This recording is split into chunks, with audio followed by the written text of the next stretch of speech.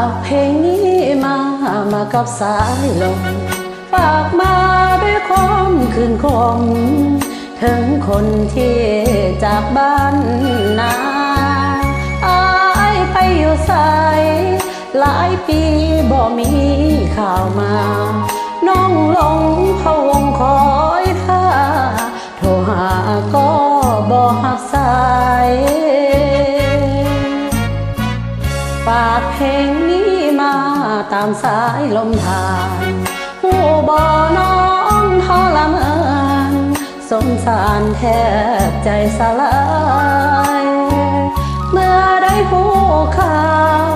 เรื่องราวทั้งเฟซทั้งไลน์อ้อมแขนอายมีผู้หญิงลืมน้องหรือยังขวัญใจหากว่าได้ดีมีสุขอย่าลืมคนทุกข์อย่างน้องให้ปัญญาอายคงลืมแล้ว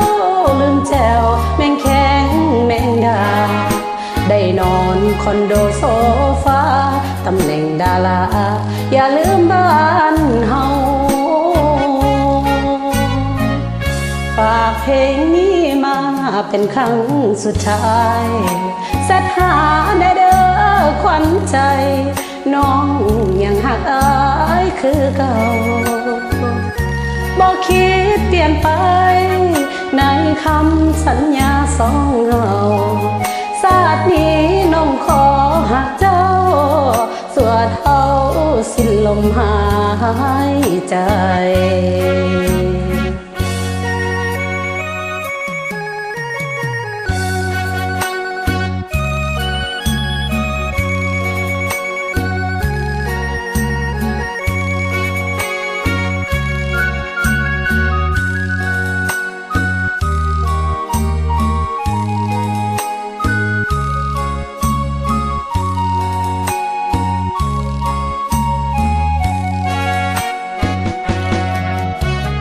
หากว่า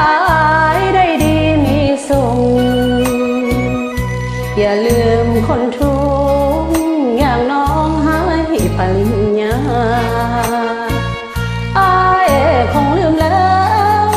ลืมแจวแมงแข็งแมงดาได้นอนคอนโดโซฟาตำแหน่งดาราอย่าลืมบ้านเฮา